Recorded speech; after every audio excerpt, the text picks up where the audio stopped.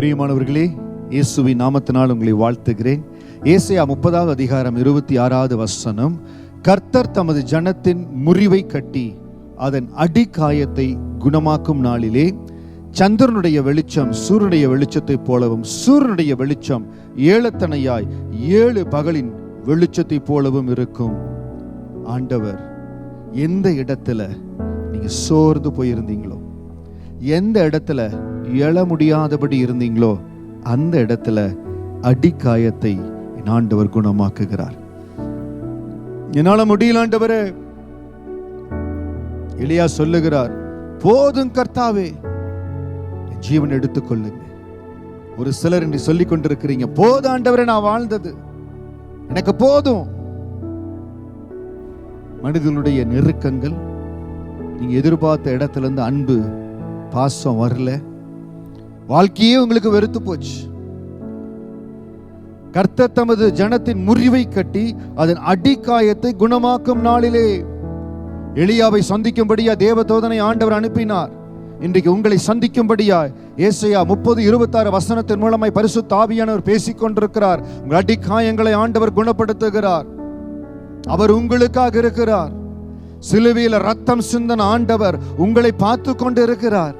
எந்த நோக்கத்துக்காக உங்களை அழைத்தாரோ, எந்த நோக்கத்துக்காக உங்களை பலப்படுத்தினாரோ, எந்த எதிர்பார்ப்பை வைத்து உங்க மேல அபிஷேகத்தை கொடுத்தாரோ, அந்த எதிர்பார்ப்போடு ஆண்டவர் உங்களை பார்த்து கொண்டு இருக்கிறார். உங்க அடிக்காய குணமாக்குகிறார். நீங்க பட்டிருக்கிற அந்த புண்ல, அந்த வார்த்தையின் காரியங்கள் உங்கள் இருதயத்தை புண்படுத்தி இருக்கிறது.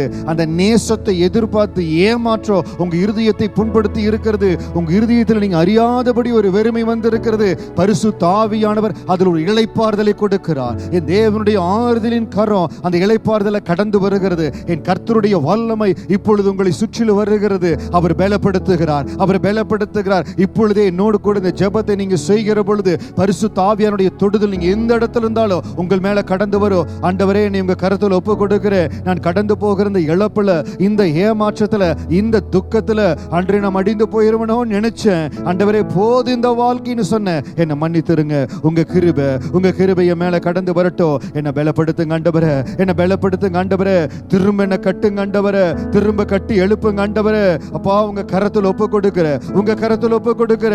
திரும்ப நீங்க என்னை கட்டி எழுப்ப போவதற்காய் ஸ்தோத்திரம். அப்பா, உங்க கரத்தில் ஒப்பு கொடுக்கிற. நீங்க சொல்லவே அவருடைய மகிமையின் பிரசன்னம் உங்களை சூழ்ந்திருக்கிறது. அந்த தேவ வல்லமை உங்களை சூழ்ந்திருக்கிறது. இதோ சந்திரனுடைய வெளிச்சம் சூரியனுடைய வெளிச்சத்தை போலவோ, சூரியனுடைய வெளிச்சம் ஏழத்தனையாய் 7 பகலின் வெளிச்சத்தை போல இருக்கும் என்று சொன்ன வார்த்தையின்படி இந்த நாளிலிருந்து உங்க வாழ்க்கையில அந்த பிரகாசம் கடந்து வரப்போகிறது. தைரியமா எழும்புங்க அன்பு சகோதரனே, சகோதரியே, தைரியமா எழும்புங்க. எந்த வாழ்க்கை இருளடைஞ்சு போச்சு, எந்த வாழ்க்கை தோல்வின்னு பார்த்தீங்களோ, அந்த இடத்துல சந்திரனுடைய வெளிச்சம் சூரியனுடைய வெளிச்சத்தை போலவும், சூரியனுடைய வெளிச்சம் ஏழத்தனையாம் 7 பகலின் வெளிச்சத்தை போலவோ மகிமையான பிரகாசம் உள்ள ஒரு எதிர்காலத்தை ஆண்டவர் உங்களுக்காக வைத்திருக்காருங்க. கவலைப்படாதீங்க. ஏசாயா 30:26 வசனத்தின்படி எனக்காக ஆண்டு பிரகாசமான ஒரு காரியத்தை வைத்திருக்கார். என் அடிக்காயங்களை குணப்படுத்தி இருக்கிறார். தொடர்ந்து இந்த வசனம் வைத்து ஜெபித்துக் கொண்டே இருக்கிற பொழுது எல்லா இடத்துல உங்களுக்கு ஒரு சமாதானத்தை கொடுப்பார். நிச்சயம் உங்களை திரும்ப கட்டுவாருங்க. தயவு செய்து எந்த காரணத்துக்கு கொண்டு நம்பிக்கை விட்டுறாதீங்க. Don't loose hope.